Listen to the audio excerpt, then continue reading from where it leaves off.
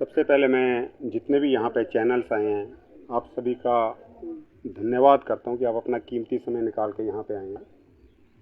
आप जैसे कि आप लोगों को पता है कि पूरे हिमाचल में एक बदलाव रैली निकाली जा रही है आम आदमी पार्टी द्वारा। ये बदलाव है भ्रष्टाचार का, ये बदलाव है शिक्षा के लिए। आज आप देखिए हिमाचल में शिक्षा का क्या स्तर है। ये बदलाव है स्वास्थ्य सुविधाओं के लिए। आप देखें, ज़्यादा दूर नहीं जाना, रे में देख लीजिए। मैं पहले भी यहाँ पे आया हूँ, प्रेस कॉन्फ्रेंस की है, पर इन सरकारों पे कोई उसका असर नहीं होता। रे में हॉस्पिटल है पर वहाँ पे ना एम्बुलेंस है ना डॉक्टर है।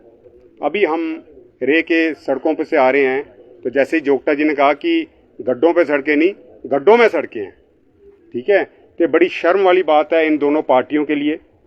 और जैसे कि आपको पता है कि अगर हम बात करें बीजेपी की, जो कि इस टाइम प्रदेश में है, तो उन्होंने, मैं पूछना चाहता हूं कि पिछले 5 साल लगे उन्हें इनको हमारे फतेहपुर में क्या किया, मुझे उसका जवाब दें।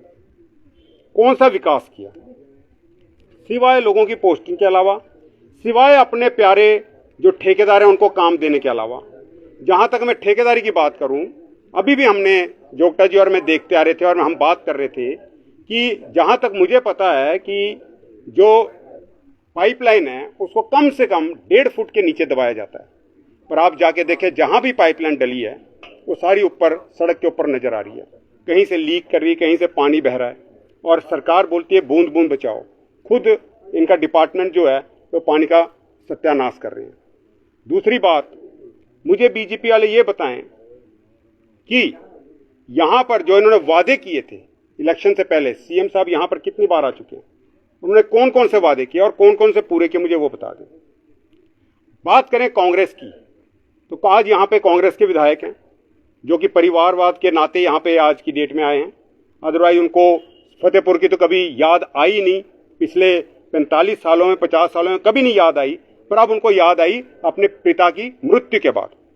तो मुझे बताएं कि ये कहते हैं कि इनके पिताजी 77 से जो यहाँ के एमएलए रहे हैं कांग्रेस के, तो मुझे बताया कि किया क्या। आज हम जिस जगह पे खड़े हैं यहाँ के लिए क्या किया। यहाँ के लोग आज आपको पता हो तो फसल तक नहीं लगाते, उसका कारण है आवारा पशु और बंदर। यहाँ के लोगों के पास सिर्फ एक ही जरिया था रोटी खाने का कि उनके पास जमीन जायदाद थोड़ी बहुत थी, उसके और फसल लगाते थे और रोटी खाते थे। पर आज की डेट में किसी से आप पूछ लो, यहाँ पे कोई फसल नहीं लगाता। उसका कारण है कि फसल लगाने पे जितना खर्चा होता है उतना उनके पल्ले भी नहीं पड़ता। आवारा पशु और बंदर ही फसल का सत्यानाश कर देते हैं। यहाँ एक एरिया ऐसे हैं जहां से ये भाई साहब भी खड़े हैं, पूछे इनसे कि क्या आजादी के बाद इन्होंने कभी अपने गांव में सड़क देखी है, जबकि इनके गांव के कम से कम 19 और 20 आर्मी में फौजी हैं जो हमारी रक्षा के लिए बॉर्डर पे लड़ रहे हैं, अपने प्राण दे रहे हैं, पर आज तक आजादी के बाद इनको सड़कें नहीं दी। बीजेपी और कांग्रेस वहां जाके इनसे वोट मांगती रही पर इनको आज तक सड़कें नहीं दी। इनसे पूछिए आज से 1 साल पहले क्या इनके गांव में नलका था? नहीं थे। 64 नलके लगवाए गए, डिपार्टमेंट से लगवाए पर लगवाए गए। तो ये हालात हैं इन पार्टियों के। मैं पूछना चाहता हूं जो यहाँ के कांग्रेस के विधायक हैं, इन्होंने कहा था 4000 युवाओं को नौकरी देंगे। क्या 40 युवाओं को भी नौकरी दी गई आज तक? बताएं कौन से युवाओं को दी?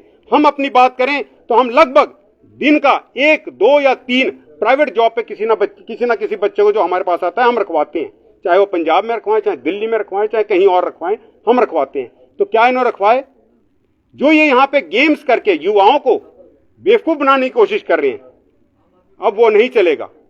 युवाओं को खेलना तो है ही है, पर सबसे पहले उनको अपना परिवार, जो उनके माँ बाप ने उनसे उम्मीदें लगाई हैं। माँ बाप, हमारे यहाँ बहुत गरीबी है, पता नहीं कैसे किसी ने लोन लेके, किसी ने खेती बाड़ी से, किसी ने मजदूरी करके अपने बच्चों को पढ़ाया है, तो वो चाहते हैं कि अपने बच्चों को नौकरी मिले, उनके नौकरी करें, उनके बच्चे भी अच्छे लगाएं खाएं। ये तो अब अब्रॉड में घूमते आए, आप देखते होंगे पहले फेसबुक पे इनकी फोटो आती थी लंदन में ग्राउंड में खड़े ऐसे सेल्फी, और आजकल आ रही है पटका बांधा हुआ जी, एक परना बांधा हुआ सिर पे फतेहपुर के ग्राउंड में। तो ये जो बहुरूपी हैं, जो रूप बदल रहे हैं, इनको शर्म आनी चाहिए कि जैसे कि इनके पिताजी, अगर इनके पिताजी की बात करें तो इनके पिताजी के पास जब लोग अपने बच्चों के लिए नौकरी मांगने जाते थे तो इनके पिताजी कहते थे कि यार खेतरा खीरे लाओ, कद्दू लाओ, कि ये लाओ, बेचो मंडी च नौकरी च के रखे था।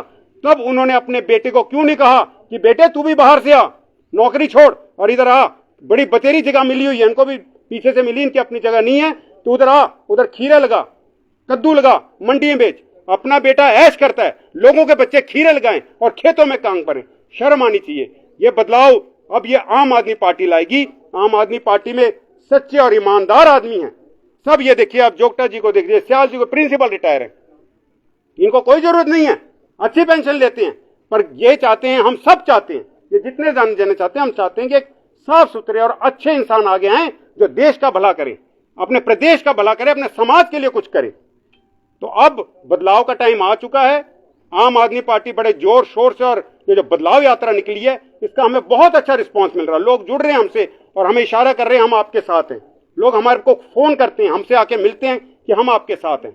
हम इन दोनों पार्टियों से तंग आ चुके हैं, क्योंकि इनके झूठे वादे, और जहां जाते हैं झूठ बोलते हैं, लोगों के काम नहीं करते हैं। मुझे कई रिपोर्टें आ रही हैं जो यहाँ के विधायक हैं उनके बारे में, कि वो मिलते नहीं लोगों से, और लोग काम के लिए जाते हैं तो उनको उल्टा जवाब मिलता है। तो आने वाले समय में आप देखें, ये बदलाव आएगा, आम आदमी पार्टी पूरे हिमाचल में आएगी और एक अच्छी और ईमानदार सरकार बनेगी। सर, एक सवाल है, जैसे कि आपका जो जीवन है, पहले लंबे समय से वो कांग्रेस के साथ रहा है, आज कांग्रेस के साथ इतना जो नफरत वाला भाव क्यों है?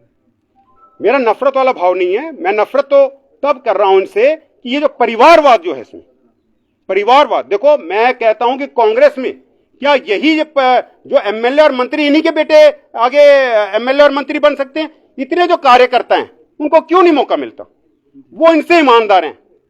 अगर देखें आप, अगर ये बन भी जाते हैं तो इनके बनने के बावजूद भी आप देखें तो जो नीचे स्तर के जो कार्यकर्ता हैं उनको फिर कोई बेनिफिट नहीं होता, सिर्फ इनके साथ जुड़े हुए। पहले बीजेपी का राज था तो बीजेपी के ठेकेदार काम कर रहे थे, और आज की डेट में कांग्रेस का राज है तो कांग्रेस के कुछ एक आदमी काम कर रहे हैं। और इनके पास मेरे पास इनकी वीडियोग्राफी पड़ी हुई है। मैं आने वाले समय में सारी वो बताऊंगा कि कैसे काम कर रहे हैं, किस तरीके से काम चल रहा है, कितनी पाइपलाइन डल रही है, कहां पाइपलाइन डल रही है, कैसे पाइपलाइन डल रही है।